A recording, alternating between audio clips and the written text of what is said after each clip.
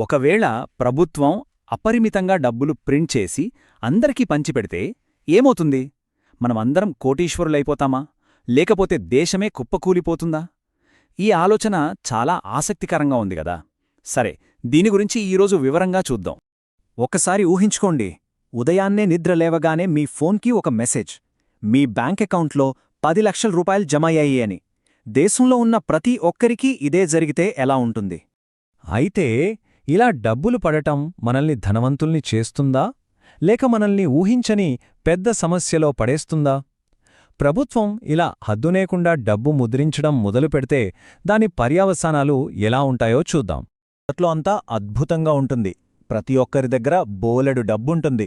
జనం ఇష్టమొచ్చినట్టు ఖర్చు చేయడం మొదలుపెడతారు. కొత్త వస్తువులు, కార్లు, ఇల్లు ఇలా అంతా కొంటూ ఉంటారు.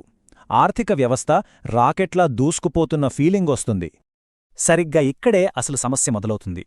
ప్రజల దగ్గర డబ్బైతే పెరిగింది, కాని దేశంలో తయారయ్యే వస్తువులు, సేవలు అవి మాత్రం పెరగలేదు. అంటే ఏమైంది?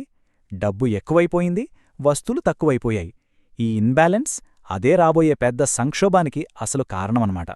దీని ఫలితమే ద్రవ్యోల్బణం, అంటే ఇన్ఫ్లేషన్. సింపుల్గా చెప్పాలంటే ఎక్కువ డబ్బు తక్కువ వస్తువుల వెంట పడటం, అంతే. ఇది మన నిజ జీవితంలో ఎలా పనిచేస్తుందో ఒక చిన్న ఉదాహరణతో చూద్దాం.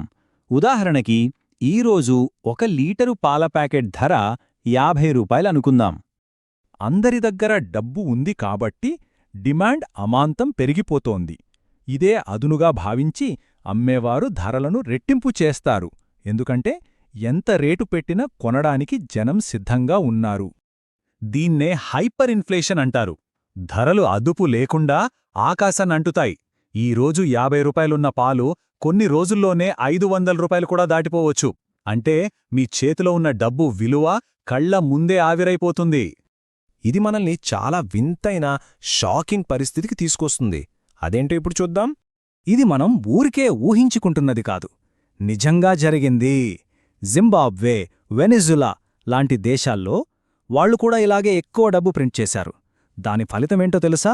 అక్కడ ప్రజలు ఒక్క బ్రెడ్ ప్యాకెట్ కొనడానికి సంచులు నిండా డబ్బు పట్టుకెళ్లాల్సిన పరిస్థితి వచ్చింది. ఆలోచించండి. అందుకే మనం అర్థం చేసుకోవాల్సిన కీలకమైన విషయం ఏమిటంటే, మీ దగ్గర కోట్లు ఉన్నా వాటితో ఏమీ కొనలేకపోతే ఆ డబ్బుకు విలువేముంటుంది? డబ్బు ఎంత ఉంది అనేది కాదు, దాని కొనుగోలు శక్తి ఎంత అనేది ముఖ్యం. ఇక ప్రజలు తమ డబ్బు విలువ కోల్పోకుండా చాలా తీవ్రంగా ప్రయత్నిస్తారు. డబ్బు చేతికి రాగానే దాని విలువ పడిపోయే లోపు దాన్ని వెంటనే ఖర్చు పెట్టేస్తారు. బంగారం, భూమి లాంటి వాటిని కొనడానికి పరుగులు పెడతారు. మరి ఈ సంక్షోభం అంతర్జాతీయంగా మన దేశాన్ని ఎలా ప్రభావితం చేస్తుందో ఇప్పుడు చూద్దాం.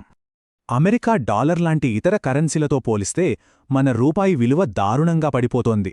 మామూలుగా $1కు 80 రూపాయలుండేది, ఇప్పుడు 200, 500 లేదా 1000 రూపాయలు కూడా కావచ్చు. కరెన్సీ ఇలా కుప్పకూడడం చూసి విదేశీ ఇన్వెస్టర్లు భయపడిపోతారు. వెంటనే తమ పెట్టుబడులన్నిటినీ వెనక్కి తీసుకుంటారు. దీంతో ఆర్థిక సంక్షోభం ఇంకా దారుణంగా తయారవుతుంది. ఇది కేవలం ఆర్థిక సమస్యగానే మిగిలిపోదు. ప్రపంచ దేశాలు ఇకపై మన దేశాన్ని ఒక నమ్మకమైన పార్ట్నర్గా చూడవు.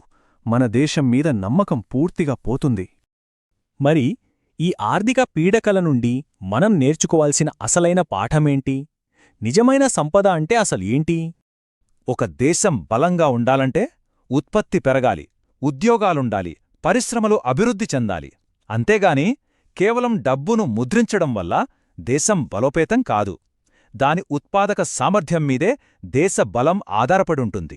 అందుకే మనం గుర్తుంచుకోవాల్సిన ముఖ్య విషయం ఇదే: డబ్బు ఎంత ఉంది అనేది కాదు, ఆ డబ్బుకు ఎంత విలువ ఉంది అనేది ముఖ్యం. స్థిరమైన, విలువైన కరెన్సీనే ఆరోగ్యకరమైన ఆర్థిక వ్యవస్థకు పునాది. కాబట్టి చివరి